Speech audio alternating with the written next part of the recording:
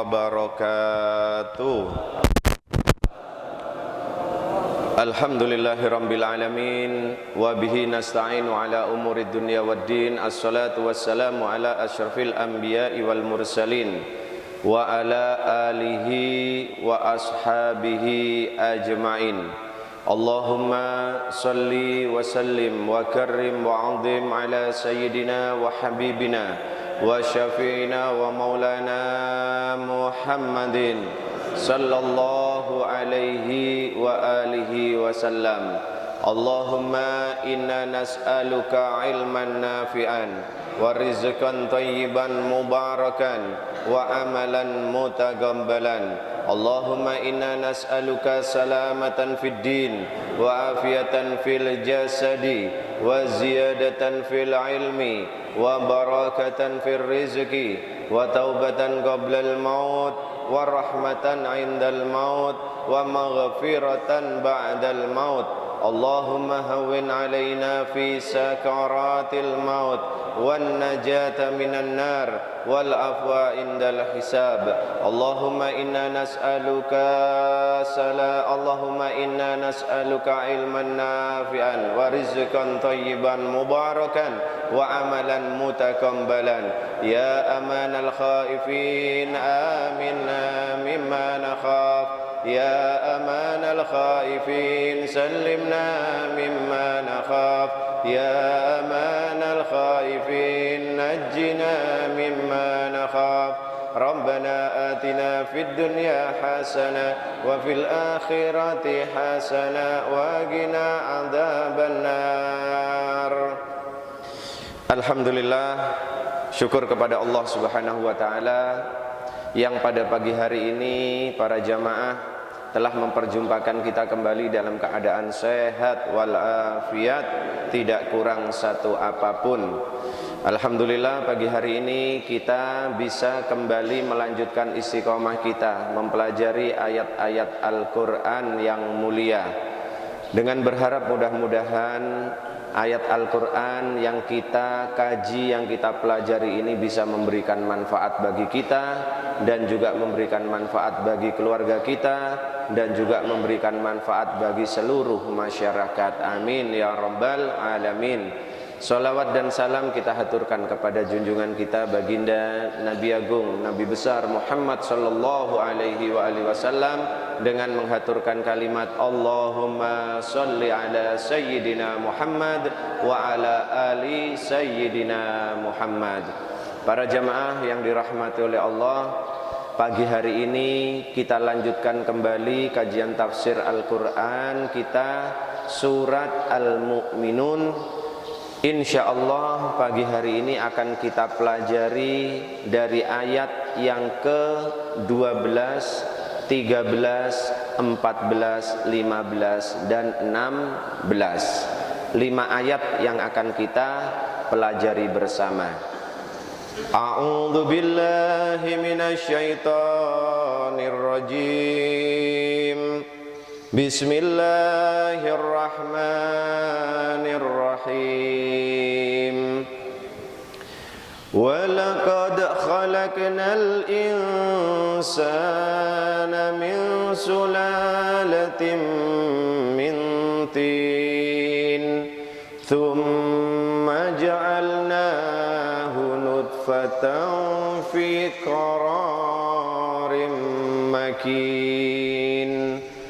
ثم خلقنا النطفة علقة فخلقنا العلقة مضغة فخلقنا المضغة عظاما فكسونا العظام لحما ثم أنشأناه خلقا آخر fatabarakallahu ahsanul khaliqin.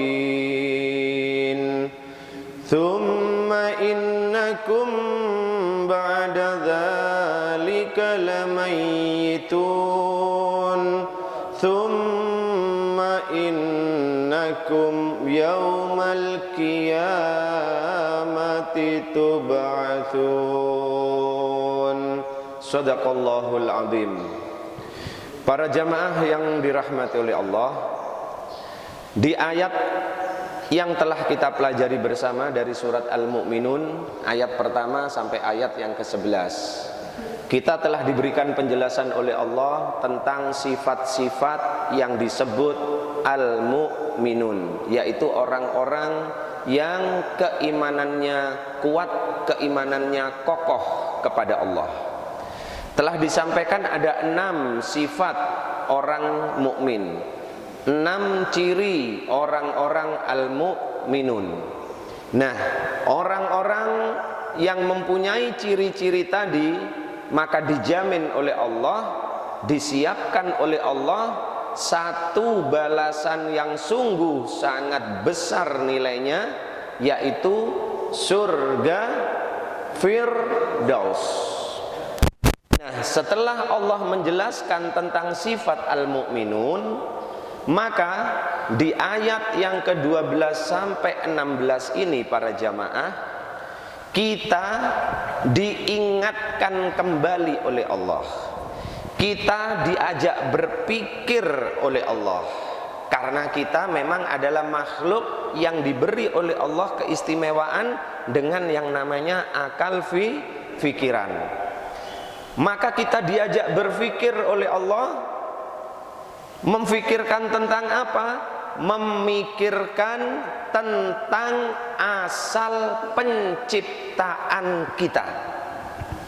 Para jamaah yang dirahmati oleh Allah, mungkin ada di antara manusia yang tidak pernah selama hidupnya satu kali pun memikirkan, diriku yang bentuknya seperti ini, aku yang bentuknya sangat bagus seperti ini, tingginya semampai, seimbang, wajah yang begitu tampan, wajah yang begitu cantik, yang menarik. Terkadang banyak manusia yang tidak pernah memikirkan sesungguhnya aku ini dulu terbentuk dari apa. Nah, oleh karena itu, di ayat yang kita pelajari pagi hari ini, kita disadarkan oleh Allah, kita diajak oleh Allah untuk memikirkan dari apa diriku ini tercipta.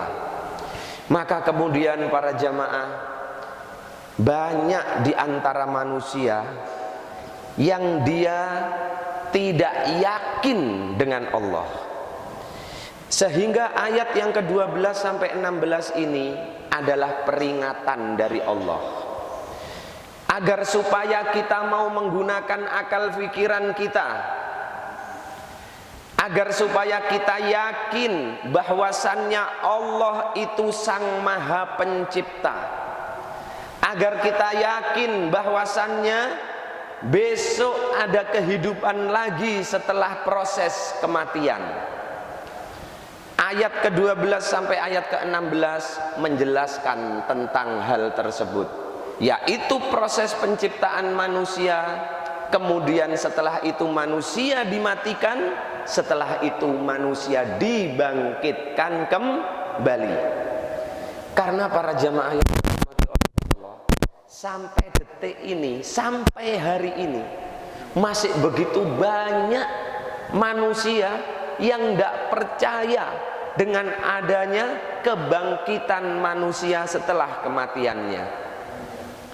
Mereka itu memikirkan, mereka itu menyangka, bagaimana mungkin seorang manusia yang sudah mati, yang sudah dikubur ratusan tahun lamanya di dalam tanah, yang sudah jadi tulang belulang yang hancur menjadi tanah, bagaimana orang manusia yang mati kemudian dibakar menjadi abu dan abunya dibuang di tengah lautan, bagaimana mungkin bisa dibangkitkan lagi oleh Allah?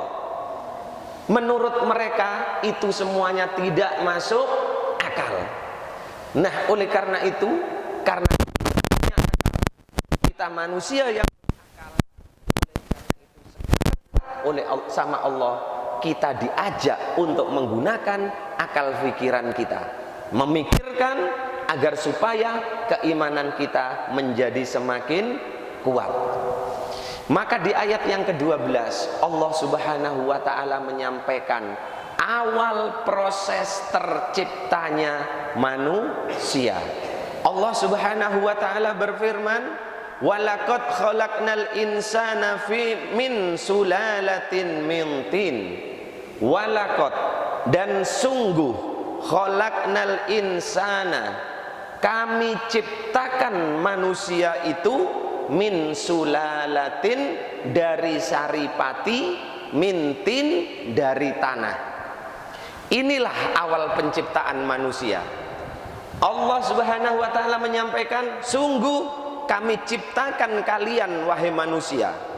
Kata khalaqna di sini para jamaah, khalaqna mempunyai makna dari ada menjadi dari tidak ada menjadi ada, mencipta.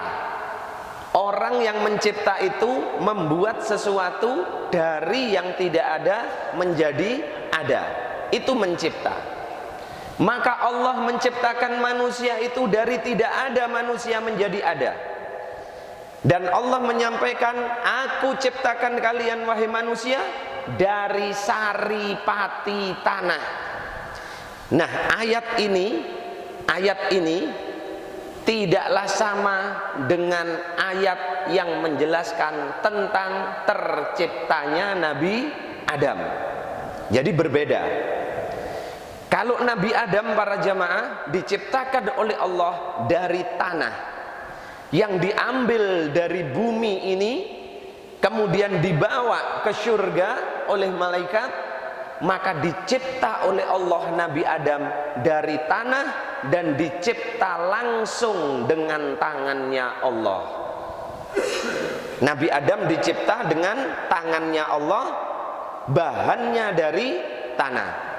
Tapi jangan salah, kalau ngomong tangannya Allah, jangan sampai berpikir loh, Allah itu punya tangan. Ya, Allah punya tangan. Nah, jangan salah. Untuk memahami kalimat dengan tangannya Allah, paling tidak nanti kita harus belajar tentang 20 sifat mulia Allah, 20 nama mulia Allah dalam Asmaul Husna. Jangan sampai mengartikan Allah punya tangan berarti Allah punya tangan seperti kita. Lah, tidak. Karena apa? Allah itu laisa kamitslihi syai'un. Allah tidak sama dengan sesuatu pun. Tetapi kata tangannya Allah di sini, Allah mencipta Nabi Adam itu betul-betul dengan kekuasaannya. Maka Nabi Adam dicipta oleh Allah dari tanah. Nah, sedangkan surat ayat yang kita pelajari bukanlah tentang penciptaan Nabi Adam, tetapi tentang penciptaan manusia ketiga. Manusia pertama siapa? Nabi Adam. Manusia kedua Ibu Hawa. Nah, yang dimaksud di ayat ini adalah penciptaan manusia mulai yang nomor 3 sampai kita sekarang, sampai besok yaumul kiamah. Nah, jadi jangan salah ya. Maka disampaikan oleh Allah, hai manusia, sungguh kalian aku ciptakan dari saripati tanah. Thumma, kemudian Allah menyampaikan, thumma khalaqna, thumma ja'alnahu nutfatan fi qararim makin.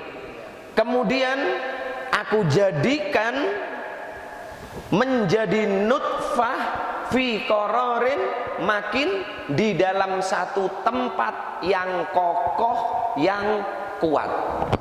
Para jamaah yang dirahmati oleh Allah, saripati, sulalatin, saripati, mintin, dari tanah. Ini apa maksudnya?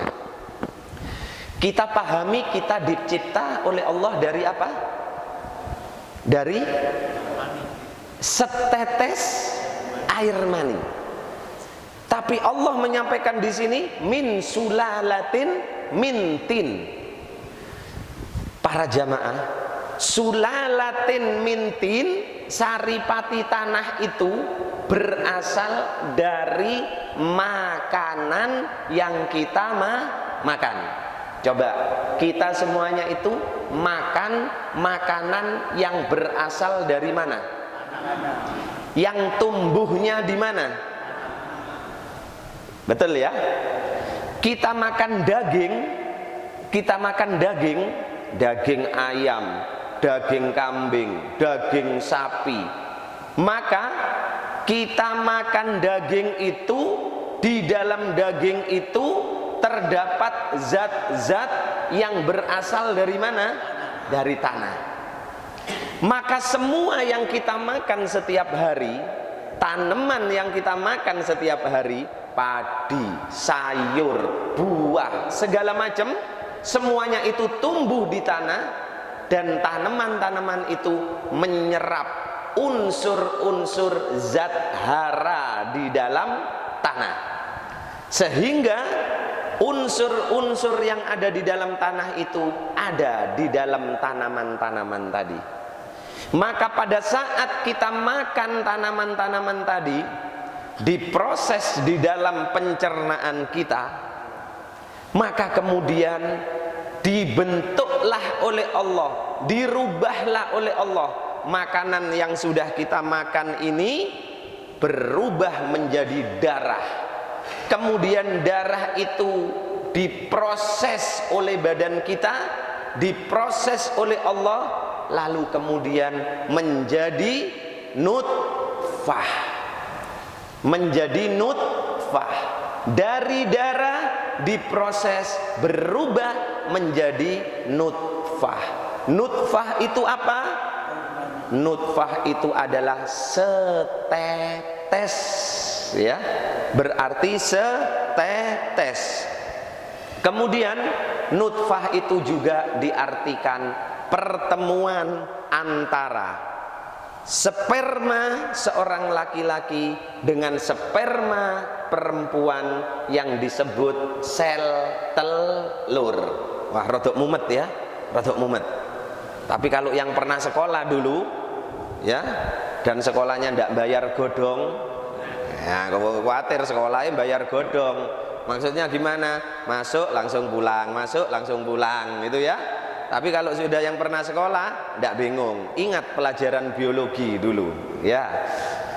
Maka setelah menjadi nutfah, menjadi setetes air, para jamaah, teori yang disampaikan oleh Allah ini di zaman baginda Nabi 1400 tahun yang lalu masih belum dijelaskan secara rinci.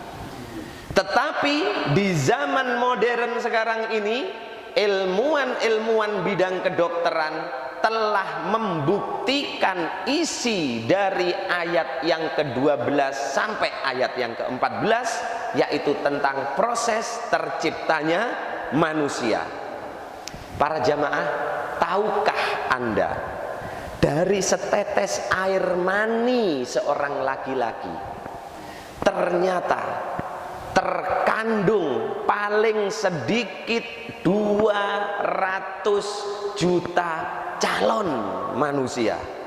Subhanallah. Kita tidak pernah memikirkan, kan?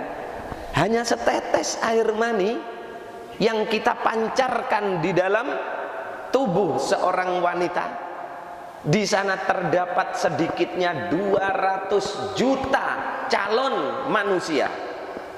Calon manusia saat itu bentuknya seperti apa? Supaya kita tahu, supaya kita sadar, bentuknya seperti cacing. Dari 200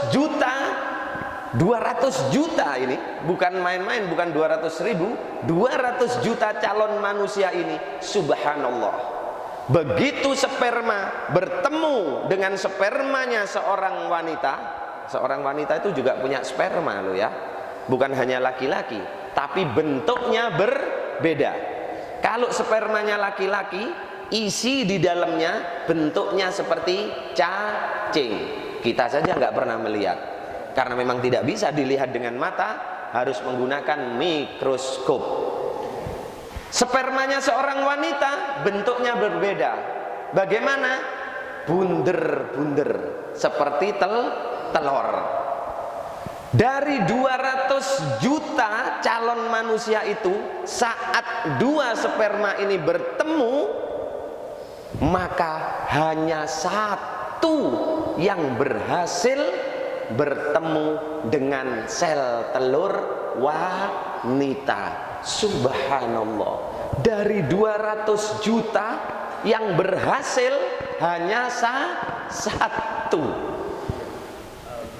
Coba seandainya 200 juta itu separuh saja berhasil semua, kira-kira wong wedok siji ngelahirno piro anak? Ini tidak masuk di akal pikiran kita. Satu proses yang sangat ajaib. Nah, kita diajak oleh Allah memikirkan itu.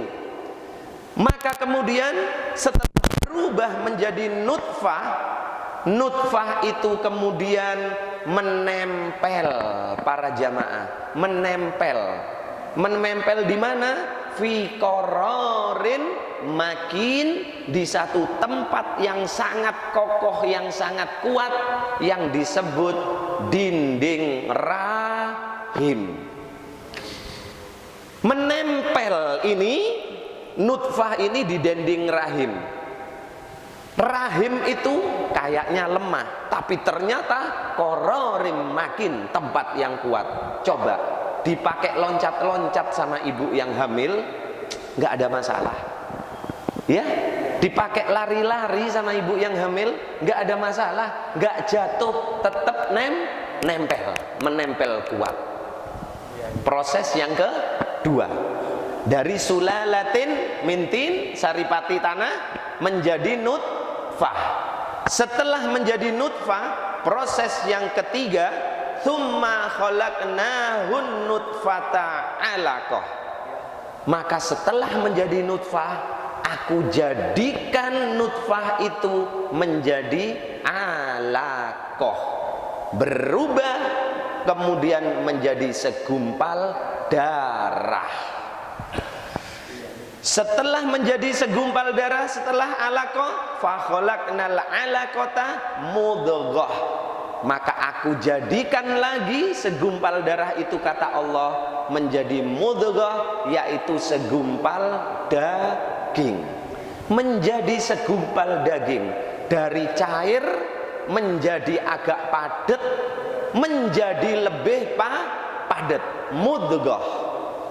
Mudghah ini, para jamaah, dalam bahasa Arab itu berarti, kalau basa Jawane itu sak kepel, segenggam. Ukurannya itu kira-kira sama dengan kalau kita muluk nasi, ya, apa muluk nasi itu ya? Muluk nasi gini, makan nasi pakai tangan. Kira-kira panjenengan kalau muluk nasi itu sandi? Wene apa begini? Ya? Ya. Jadi ukuran mudghah itu segini. Kira-kira masuk ke mulut ukurannya 1 suapan nasi. Gak besar, kecil, berarti kan? Itu mudghah.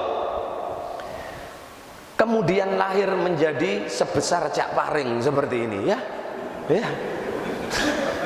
Dari mudghah itu hanya sesuap nasi ukuran kita ini, para jamaah yang dirahmati oleh Allah. Maka kemudian setelah menjadi mudghah, proses berikutnya, fa khalaqnal mudghata idhama. Nah, segumpal daging tadi kemudian aku rubah, kata Allah, aku jadikan menjadi idhama, menjadi tulang belulang. Dari daging dirubah oleh Allah menjadi tulang belulang. Setelah menjadi tulang, mulai pertama kali yang dibentuk oleh Allah, dibuktikan oleh ilmu kedokteran, tulang yang pertama kali dibentuk manusia ini adalah tulang tengkorak. Tulang tengkorak yang pertama kali dibentuk oleh Allah. Setelah tulang-tulang itu dibentuk oleh Allah, maka proses berikutnya disampaikan oleh Allah, tsumma ansha'na fa khalaqnal mudghata idama fakasawnal idama lahma. Maka kemudian kami bungkus fakasawna, kami bungkus, kata Allah, apa? Tulang belulang itu dengan daging. Dari segumpal daging dibentuk oleh Allah berubah menjadi tulang. Setelah terbentuk menjadi tulang, berbentuk seperti manusia, maka kemudian sudah kelihatan bentuknya, dibungkus oleh Allah tulang belulang itu dengan lahma, dengan daging. Subhanallah, dibuktikan oleh para ahli kedokteran, memang ternyata sebelum terbentuknya daging, lebih dulu tulang yang terbentuk. Jadi yang disampaikan oleh Allah salah apa benar? Benar.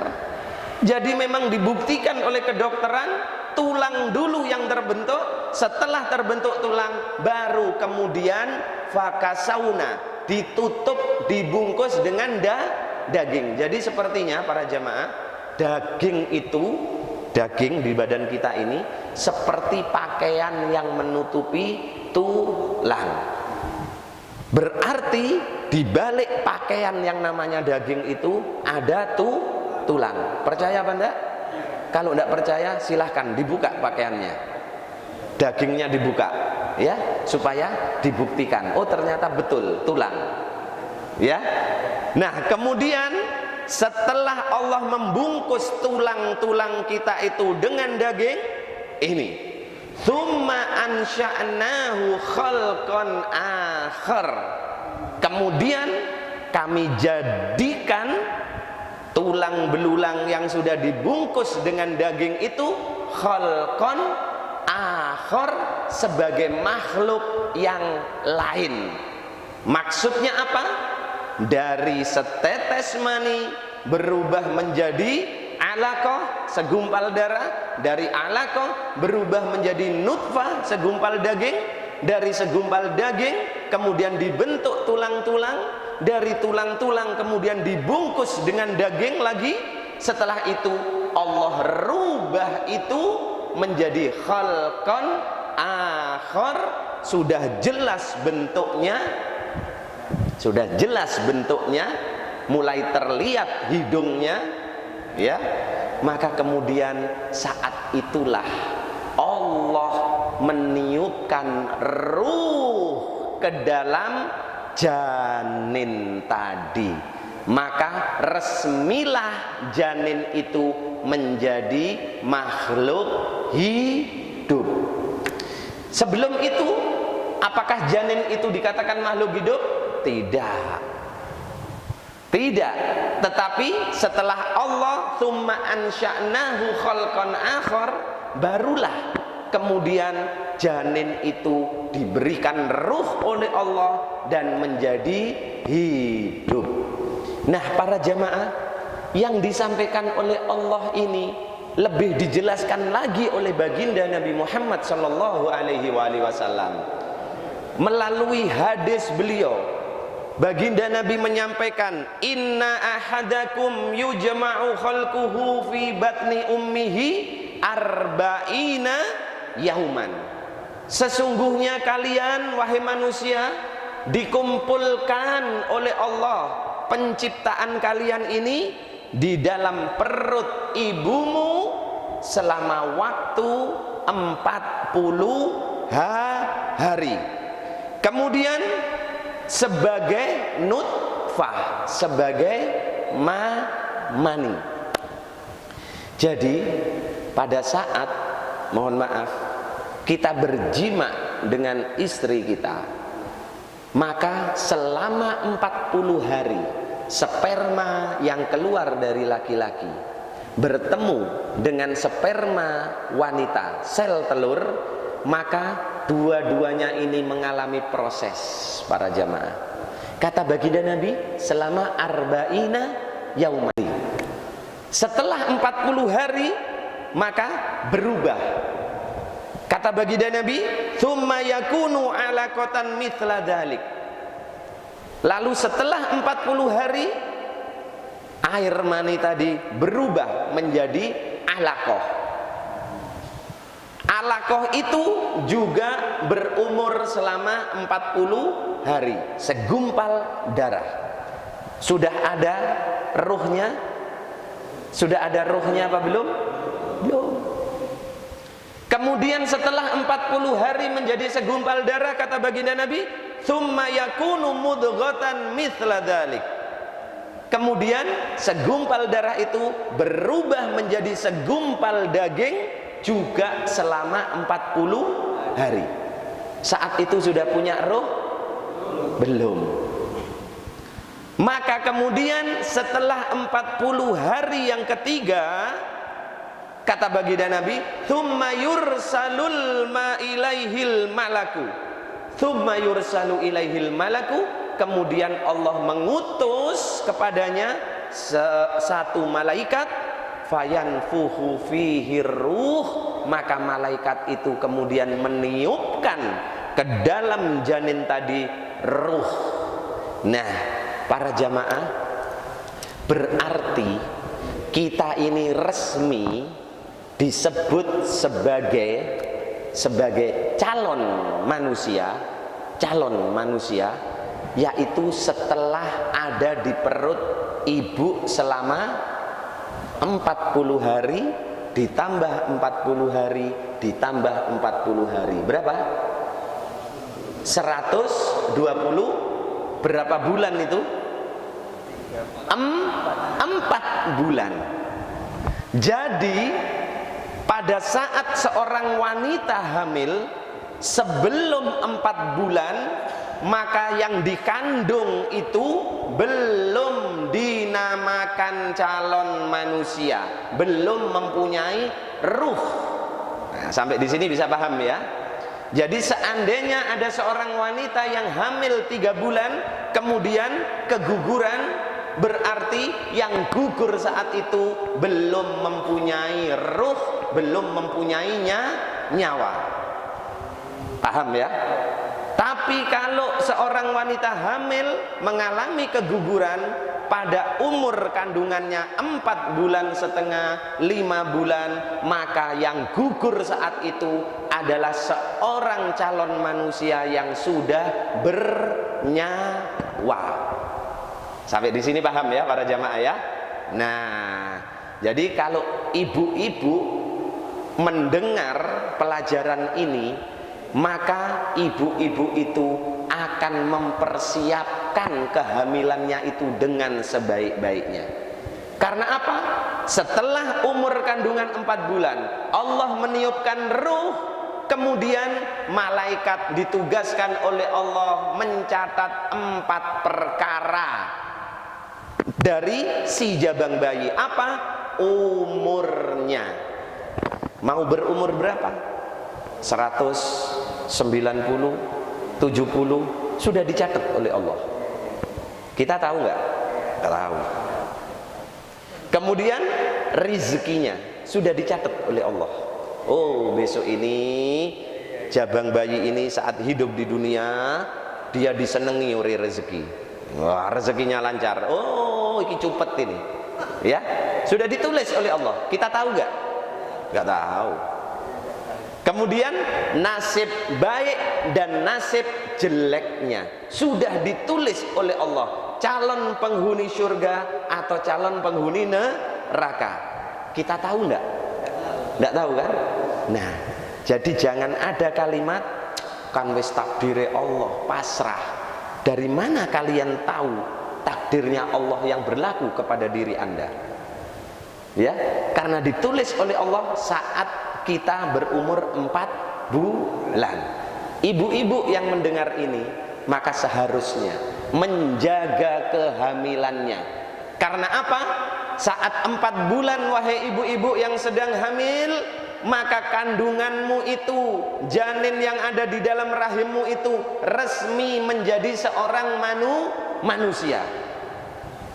Maka sambutlah saat Allah meniupkan ruh ke dalam janinmu itu, sambutlah dengan hal-hal yang baik. Hati-hati wong wedok sing wis meteng, lek wis parak tetangulan, ojo joget ae bendina, jok ngerungokno koploan ae bendina. Karena apa? Saat itu janinmu akan didatangi oleh malaikat, dan malaikat akan meniupkan ruh ke dalam janinmu tadi. Maka persiapkan dengan sebaik-baiknya. Seandainya ibu yang hamil, saat malaikat datang meniupkan ruh ke dalam janinnya, dia sedang membaca Al-Quran. Subhanallah. Malaikat pas teko, pas lagi nyanyi koploan karaoke di omahe, ya apa kira-kira? Ya, menyambut kedatangan malaikat. Nah, ini jadikan pelajaran ibu-ibu yang hamil dan juga panjenengan yang menyebabkan kehamilan itu. Ya, panjenengan ini kan penyebab. Ya, penyebab ini. Nah, jadi perhatikan kalau sudah mendekati usia kandungan 4 bulan, agar supaya malaikat datang meniupkan ruh yang baik, kemudian menuliskan catatan kepada jabang bayi kita ini dengan catatan yang baik. Nah, gitu ya para jamaah. Maka kemudian setelah itu dilahirkanlah calon manusia ini ke dunia. Kira-kira kalau kita memikirkan proses penciptaan ini tadi, kula kalian panjenengan kagum nopo biasa mawon? Kagum apa ndak? Coba pikirno, aku sing saiki koyok ngene ya, ternyata biyen ya Allah teko setetes mani. Afwan, maaf bapak-bapak, panjenengan kan sing duwe mani, panjenengan kan punya mani ya. Ada yang ndak punya mani? Semuanya punya, tapi ada yang belum pernah dikeluarkan. Nah, itu ya persoalannya. Ya, akhirnya numpuk. Panjenengan pernah ndak mencium bagaimana baunya air mani? Tahu apa gak? Kira-kira lek misalnya nempel di tangan sampean air mani itu, sampean jarno sampai sewengi di eman-eman apa cepet-cepet dicuci? Hah? Dicuci. Mengapa kok sampean cepet-cepet cuci? Menjijikkan. Itulah kita. Kita ini dari sesuatu yang menjijikkan. Anda sendiri yang mengakui bahwasannya air mani itu air yang menjijikkan. Ya itulah asal usul kita. Sadari itu. Mangane jok metuwek. Maksudnya Allah itu ini loh, kita dijelaskan oleh Allah. Panjenengan yang mengaku, kecuali kalau air mani itu sampean anggap berharga, sampean simpen di botol, didekek kulkas, rong dino sepisan dibuka diambu, ya apa seperti itu? Enggak, cepet-cepet dicuci, bersihkan di sabun. Karena apa? Baunya kita jijik. Yo iku wong, awak dhewe teko iku. Mangkane ojo metuwek, ojo sombong. Ternyata dirimu itu asalnya dari air yang menjijikkan. Masya Allah. Ya, maka kemudian fatabarakallah, maka begitu maha agung Allah. Di lanjutan ayat yang ke-14 ini, fatabarakallahu ahsanul khaliqin, maka begitu besar keberkahan Allah, dan Allah adalah sebaik-baik pencipta. Nah, manusia bisa ndak menciptakan manusia? Manusia bisa ndak menciptakan manusia? Sekarang ada bayi tabung. Ada ndak bayi tabung? Ada bayi tabung. Ya, ada bayi tabung. Seorang wanita yang rahimnya lemah, yang rahimnya lemah, maka padahal rahim itu kororin makin, tempat yang kuat. Tapi mengapa ada wanita yang keguguran? Lantaran dari perbuatannya sendiri. Wis gak oleh lek meteng mangan rok erok pedes, mangan rok erok sambele 20, lomboke 20 iji, ya. Nah, akhirnya jatuh. Sekarang ada bayi tabung. Bayi tabung boleh? Bayi tabung boleh enggak? Nah, ayo. Enggak ngerti ya? Bayi tabung itu enggak ngerti ya? Ya baik, kita bahas nanti pertemuan berikutnya. Bayi tabung, bagaimana bayi tabung itu? Boleh apa tidak? Ya, dalam Islam. Baik. Maka kemudian setelah genap 9 bulan 10 hari dilahirkanlah janin tadi. Resmi menjadi manusia pertama kali hidup di dunia. Tapi setelah itu Allah kemudian tidak menjelaskan bagaimana proses kehidupan manusia di dunia, tapi kemudian langsung Allah di ayat yang ke-15 Allah menyampaikan, "Tsumma innakum ba'da dzalika lamayitun." Kemudian setelah itu, setelah proses yang tadi dijelaskan, lahir ke dunia, hidup di dunia, maka kemudian kamu benar-benar lamayitun, akan mati. Lamayitin ini mempunyai arti juga calon mayit.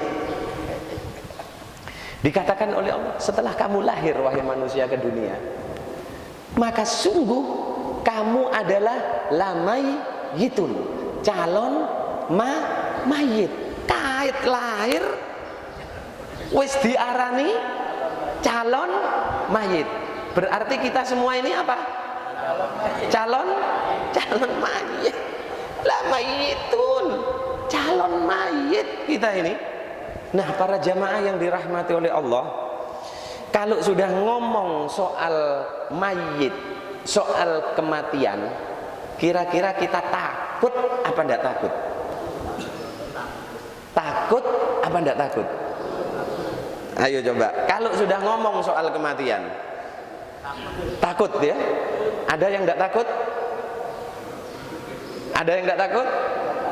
Kira-kira bagaimana? Kalau panjenengan takut, lolos enggak dari kematian? Kalau panjenengan enggak takut, juga lolos enggak dari kematian? Para jamaah yang dirahmati oleh Allah, kematian itu adalah satu peristiwa yang penuh dengan rahasia.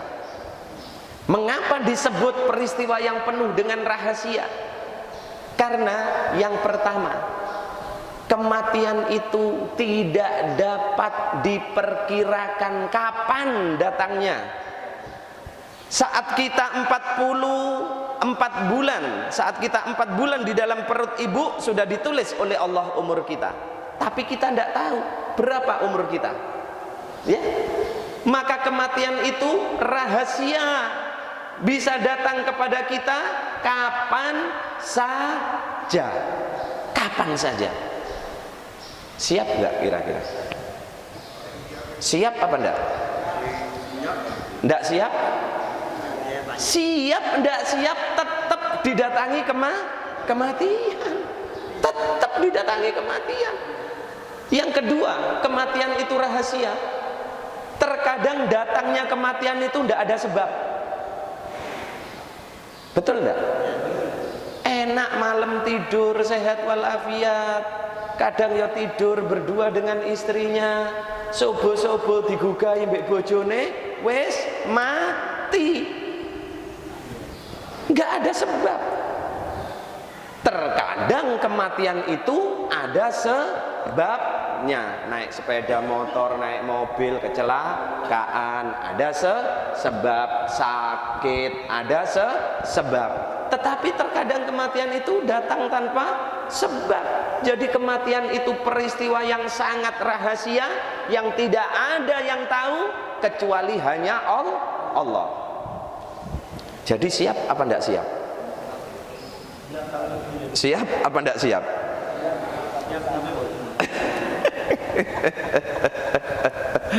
Allahu Akbar. Para jamaah yang dirahmati oleh Allah, saya pernah dapat tamu, seorang tentara TNI, masih aktif. Dia konsultasi, minta nasihat. Jadi dia ini sehat pada mulai waktu dinas sampai waktu ke saya itu dia umur 40 tahun. Kemudian pada saat umur 40 tahun itu dia mengalami sakit, harus opname di satu rumah sakit di Jember. Nah, pada saat opname itu di rumah sakit itu lek ono wong mati ikut diumumno, siaran terdengar di kamar-kamar. Akhirnya setiap mendengar berita kematian dia panik, darahnya langsung naik, langsung tinggi darahnya, asam lambungnya langsung naik. Sampai pulang dari rumah sakit sudah dinyatakan sembuh oleh dokter, sampai di rumah lah kok omayo cedek musola pisan. Musola lek ono wong mati siaran pisan. Aduh iki tepak iki. Akhirnya di rumah pun setiap ada siaran kematian dia bingung, gelisah. Akhirnya ke saya, gimana caranya Habib? Kok saya ini begitu mendengar ada berita kematian, saya takut, saya gelisah. Maka saya bilang, sampean takut sama kematian? Ya iya Beb. Lo kok lucu? Wong awakmu iki tentara. Lo tentara itu Pak, semboyannya cuma satu, membunuh atau dibunuh. Itu semboyannya tentara, membunuh atau dibunuh. Kalau kamu tidak mau membunuh musuhmu, maka kamu yang dibunuh oleh musuhmu. Berarti sajane jadi tentara itu siap mati. Lo aneh sampean iki. Wong sampean jadi tentara berarti kan siap mati. Lah kok saiki wedi ambek mati? Ya itu Habib dari. Lo kan repot ini. Ya itu dari. Nah, maka kita ndak usah resah dengan kematian. Panjenengan yakin ndak dengan kematian? Kapan datangnya kepada sampean? Ndak tahu? Besok bisa datang ndak kepada sampean? Bisa datang ndak? Bisa kan? Nanti malam bisa datang nggak kematian kepada sampean? Ya, kalau saya insya Allah 100 tahun lagi. Makanya ada jamaah itu yang salaman doakan ke saya, Habib, kula dongaaken Habib panjang umur. Oh nggih, matur nuwun Bu. Kula dongaaken Bib sampai umur 200 tahun. Aduh, cek suwene Bu, bosen aku. Ketemu ngene-ngene iki bosen aku. Ojo suwe-suwe Bu, kakean kula bejo ngoten. Ya. Nah, para jamaah, kematian itu pasti akan datang kepada kita. Siap? Datang. Ndak siap? Datang. Jadi bagaimana? Wes, gak usah mikir, gak usah ruwet kapan tekone mati nang awak dhewe. Tenang ae. Pasti ketemu kok. Pasti ketemu. Karena apa? Karena Allah Subhanahu wa taala menyampaikan di dalam ayat Al-Quran bahwasannya innal mauta alladhi tafirruna minhu fa innahu mulakikum. Sesungguhnya yang kamu lari dari kematian itu, kata Allah apa? Justru kematian itu yang akan datang kepada dirimu. Walaupun kamu bersembunyi di benteng yang sangat kokoh, tetap kematian itu datang. Walaupun pengawalmu, bodyguard, binaraga, depan 10, belakang 10, kanan 10, kiri 10, tetap kematian datang. Lantaran apa?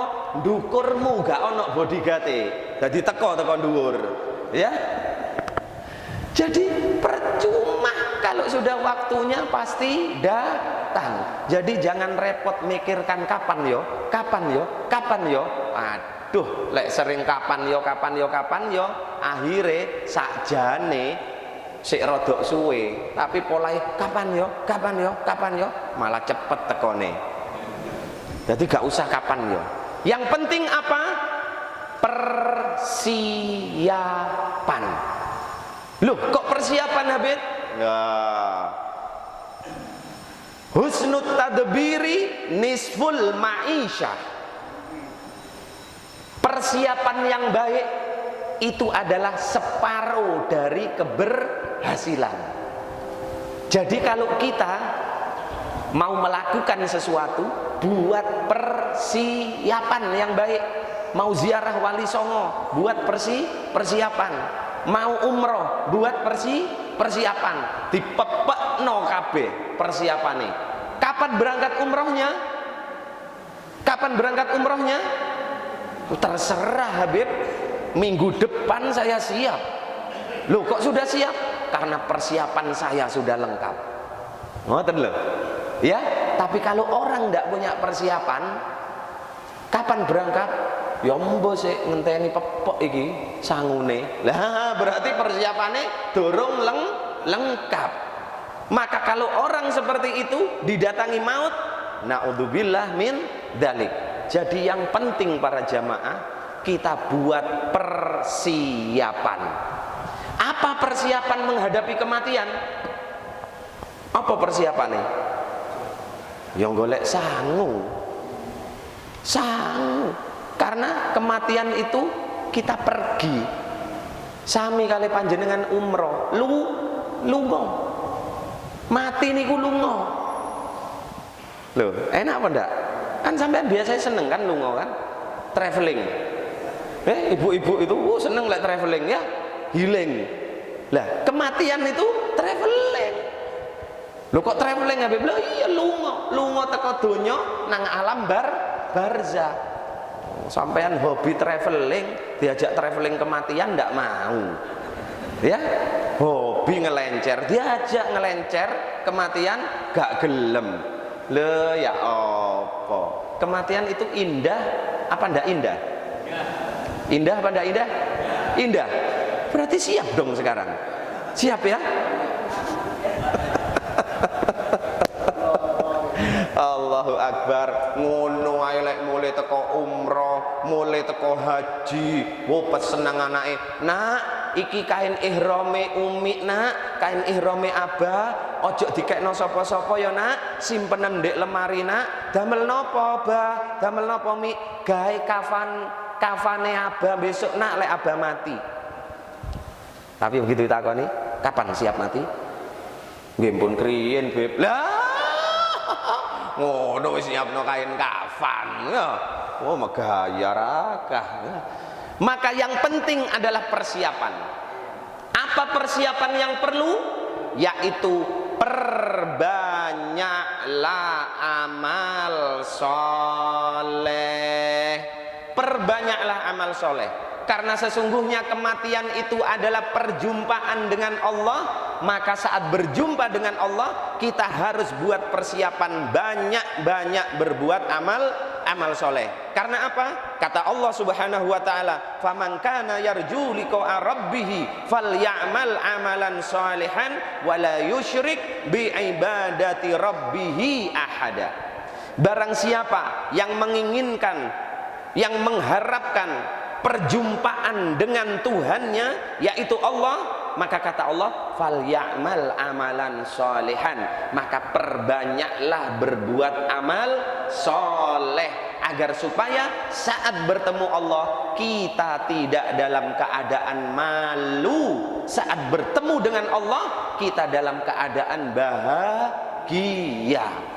Bapak-bapak, kalau panjenengan ditamui uang, diparani tamune iki dalam keadaan susah, isine ketemu sampean sambat tok.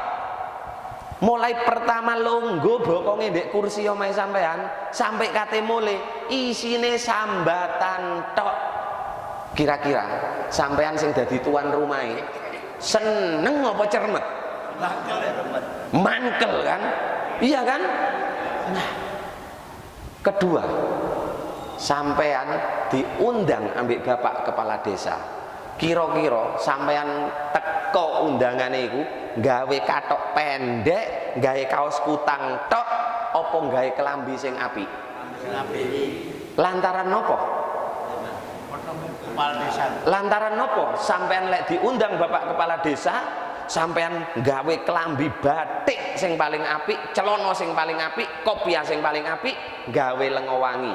Bendino gak tau lenga wangian asline. Lantaran diundang kepala desa. Nopo sampean kok ngoten?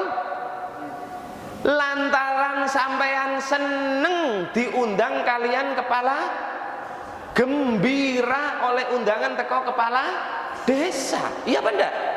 Kalau sampean diundang kepala desa ndak seneng, ndak berharap, lek kepeksa teko wis teko apa onone. Lek iso ya gak teko. Kan ngoten. Tapi lantaran gembira diundang kepala desa, gawe pakaian sing paling apik supaya ketemu kepala desa dalam keadaan menarik, menyenangkan. Nah, pertanyaannya, pertini ini, lek jare Sri Mulat ya, kita semua ini seneng napa mboten lek kepanggih kalian Gusti Allah? Ceng temen. Lah, ondi ana seneng wedi iki ya. Ya, ayo. Faman kana yarju liqa rabbih, ini kata Allah. Barang siapa yang berharap, yang ingin bertemu, berjumpa dengan Tuhannya. Pertanyaannya, kita ini kepingin ngarep-ngarep, rindu, kangen ketemu kali Gusti Allah napa mboten? Ya kepengin. Ini pertanyaan gampang tapi angel iki. Ya. Asline kate jawab iku rada wedi. Engko aku jawab kepingin beb, ana malaikat liwat dikabulno iki. Engko bengi teko nang omah malaikat Israil. Asline aku ngerti atine sampean jamaah. Ya, ajane ate jawab iku rada wedi-wedi ya kan. Kuwatir apa meneh iki ndek masjid kan. Mustajab. Nah, kalau kita itu kepingin rindu berjumpa dengan Tuhan kita, dengan Allah, maka kita pasti akan mempersiapkan dengan sebaik-baiknya. Imam Al-Ghazali membeli sendiri kain kafannya, ditoto sendiri, disiapkan sendiri oleh beliau. Karena apa? Kepingin cepet-cepet ketemu kalian Gusti Allah. Lek awak dewe kepingin cepet-cepet ketemu kali Gusti Allah, apa kepingin tambah suwe ana ndek donya? Ya, ngono kok ngaku al-mukminun. Allah, ampun kriyen Gusti, ampun kriyen. Kula dereng saged mbangunaken yuga kula griya Gusti, ampun kriyen. Ayo, paling lak ngono. Ya, gak kira ampun kriyen Gusti kula tasik dereng kathah amal soleh, gak kira ampun kriyene palinge iku palingo ampun kriyen Gusti yuga kula sekawan tasik kalih sing saged kula damelaken griya, sing kalih tasik dereng Gusti ampun kriyen entosi Gusti. Ya Allah, maka buat persiapan dengan perbanyak amal soleh. Yang kedua, persiapannya apa? Berusaha menjauhi apa yang dilarang oleh Allah sekuat tenaga. Semua yang dilarang oleh Allah tidak mungkin kita bisa meninggalkan, semuanya tidak mungkin. Tapi berusaha sekuat tenaga. Yang ketiga, yaitu perbanyak istighfar, jaluk sepuro teng Gusti Allah, agar supaya kapanpun malaikat maut datang kepada kita, kita sudah memohon ampun kepada Allah, dan mudah-mudahan saat itu dosa-dosa kita sudah diampuni oleh Allah. Paham ya jamaah? Jadi bagaimana kematian? Pasti? Pasti. Kapan datangnya? Tidak tahu. Kalau besok siap? Tidak siap. Belum siap. Nah, bagus, jujur. Makanya minta sama Allah. Ya Allah, paringi kula tawil umur. Lah begitu loh. Ya, mintalah kepada Allah, karena doa kita itu merubah takdir. Doa kita itu kadang bisa merubah takdir. Doa yang tulus, ya Allah, tambahi umur kula ya Allah, kersane kula pepek persiapane ya Allah. Nah, seperti itu ya. Maka para jamaah, kapanpun kematian nggak penting. Yang penting kita siap. Karena apa? Amal perbuatan manusia niku sing ditingali sanes awale, sanes tengah-tengahe, tapi akhire. Mangkana akhiru kalamihi la ilaha illallah dakhalal jannah. Barang siapa yang di akhir umurnya, di akhir nafasnya, ucapan yang keluar dari lisannya la ilaha illallah Muhammadur Rasulullah, dijamin oleh Allah dakhalal jannah, surga tempatnya. Jadi semua perbuatan yang kita lakukan, yang penting adalah akhirnya. Sambil kita menunggu giliran kita dijemput oleh kematian, menunggu. Ngenteni niku enak napa mboten? Enak apa ndak ngenteni? Tidak enak kan? Kayak ngenteni pembagian BLT, enak enggak lek ana mburi dhewe? Mboten eco kan? Nyerendel berusaha supaya iso ndek ngarep. Coba ndek kematian ngono, nyerendel. Ayo, ana ndak kira-kira? Ya Allah, cepetan ya Allah. Kula pun boten sabar. Kapan dugine niki ya Allah? Ayo, ana ndak? Kula pun bosen teng donya niki ya Allah. Ruwet ya Allah. Utang tagihan bendinten ya Allah. Nah, ndak sabare lantaran niku. Ya, ndak sabare lantaran niku tibake lantaran utang, lantaran ruwet. Ambek Allah jarno sik. Ndak tak tekakno mati nang awakmu. Nah, lantaran alasannya kayak ngono, akhirnya gak sabar, kendat pak. Ya Allah. Maka sambil kita menunggu datangnya kematian, perbanyaklah berdoa kepada Allah. Dengan apa? Allahumma ya mugallibal qulub, ya Allah, Engkau adalah Tuhan yang maha membolak-balikkan hati. Tsabbit qalbi ala dinik, teguhkan hati hamba ini ya Allah di dalam agamamu sampai hamba mengakhiri hidup hamba, nyawa hamba Engkau cabut.